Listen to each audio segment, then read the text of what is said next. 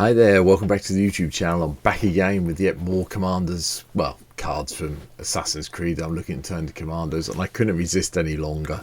Leonardo Da Vinci is today's card. 2 in a blue for a 3/3 human artificer. Has 2 abilities, both of which work very well, I think, in Commander. So 3 in double blue. Until end of turn, thopters you control have base power and toughness XX, where X is the number of cards in your hand. And then 2 in a blue, tap, draw a card, then discard a card. If you discard a card was an artifact, exile it, make a copy of it, and it becomes the copy is a 0/2 thopter artifact creature with flying in addition to its other types. Oh, this is a thopter commander. I know we've had thopters commanders in the past, like Sai, but this one is just so much fun, and this is what today's deck looks like. One thing I will point out when you look at the deck list, it's 30.14 tickets on MTGO.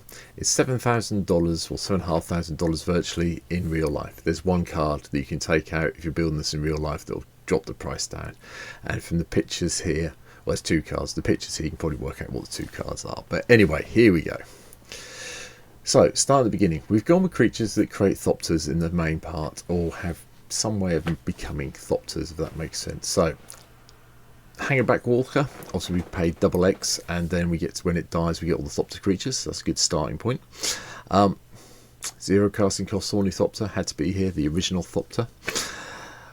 Compass Gnome is here just so we can go and get some land, sort of land out. Obviously with mono blue it's very difficult to get your land organised, so this gives you a way. Yes, you have to wait a turn unless you've got an extra way of drawing it to get the land off the top of the library, but you still get artifact out of it, and it does have its upside. Glintnest Crane turns up to go and find us some of the artifacts we need, and the first creature that can become a thopter in addition to its other types is the Shapeshifter, because you know it does say where each other creature you control with the chosen type enters the battlefield with a +1/+1 counter on it, so all the 1/1 thopter tokens you're making come in as 2/2s, and then they still get that +1 when you pump them up with Leonardo, so pretty good. Ornithopter Paradise helps us with our mana ramp, again another thopter. Thieving Skydiver lets us go and nick things off our opponents, you know. Sol Ring's always a prime target for me with this, or Arcane Signets, always good fun. Thopter Mechanic, whenever you draw your second card each turn, put a +1/+1 counter on the mechanic, and then when it dies you get a thopter token. Yeah, okay, we'll cope with that. Not the best rate of return, but it's fine. Bloodline Pretender is obviously a thopter as well, and it gets bigger each time the thopter comes into play. I've chucked in Chrome Host Seed Shark just so we've got some other way of getting some creatures that we need them. It's not the most efficient way of doing it, but I figured Chrome Host Seed Shark gives another flyer, so that's good. Because it's artifact focus, Emery's here, no other reason not to have it.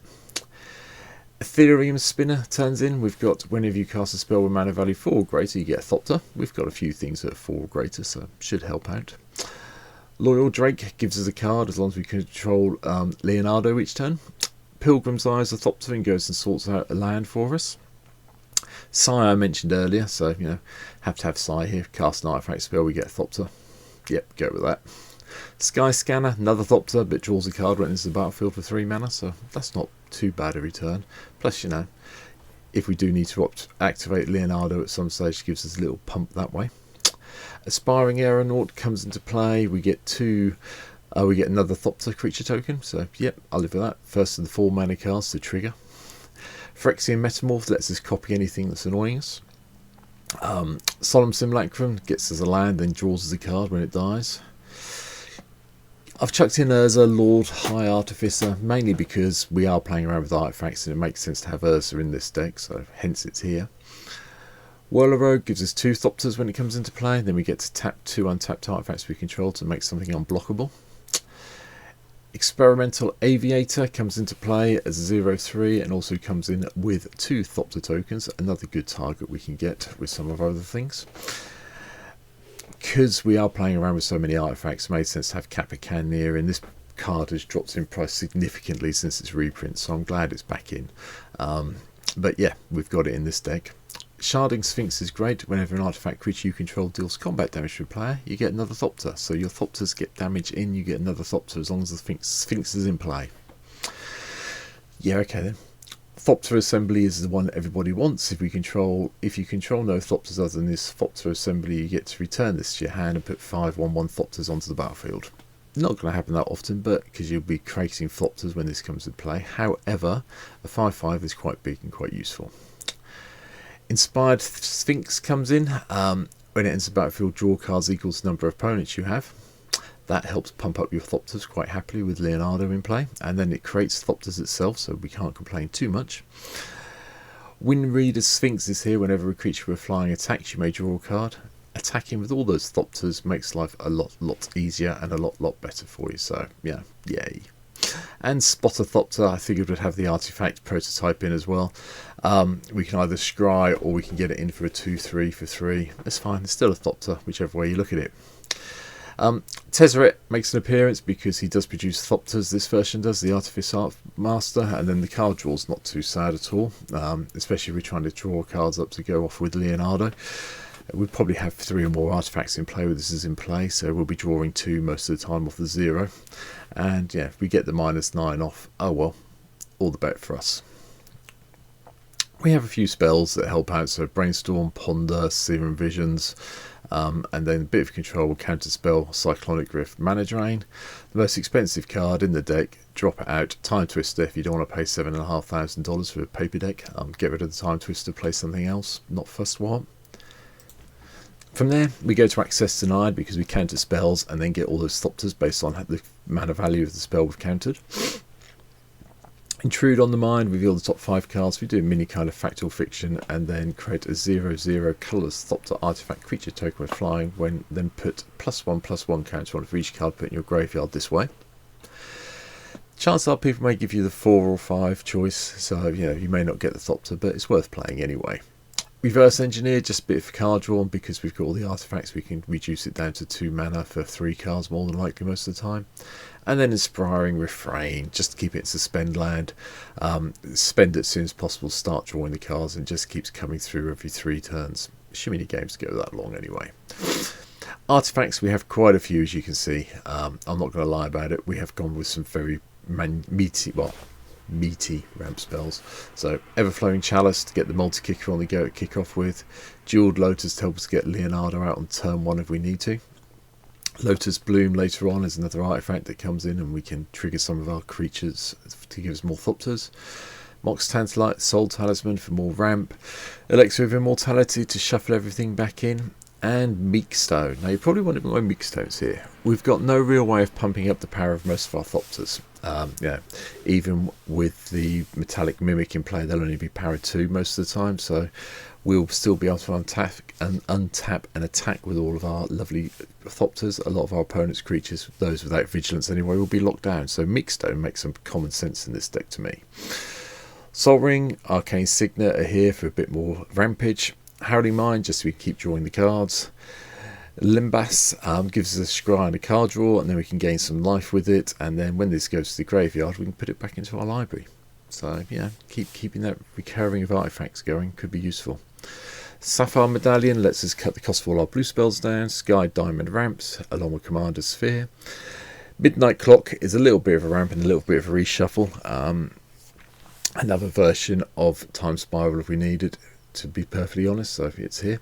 Temple Bell lets everybody draw so you can make friends quickly. Whirly Maker, when you've got enough mana floating around not doing anything, you can get a thopter once a turn, so that's pretty good.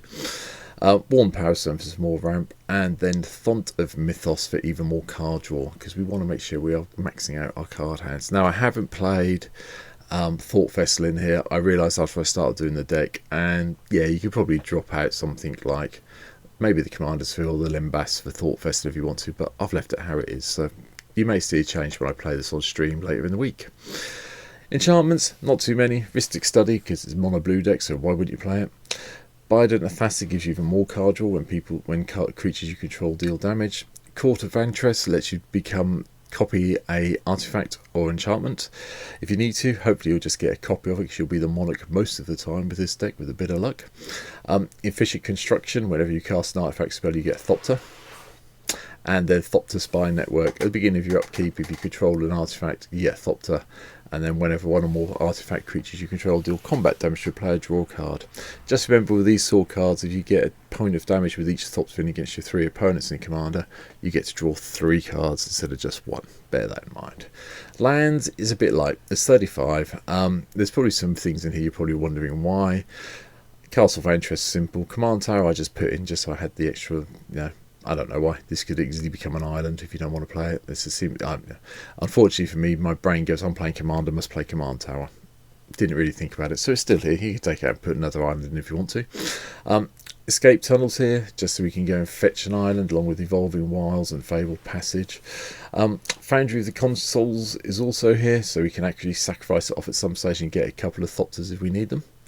Hidden Cataract, I just love the Discover ability from the Lost Caverns of Ixalan, so this came in for this deck.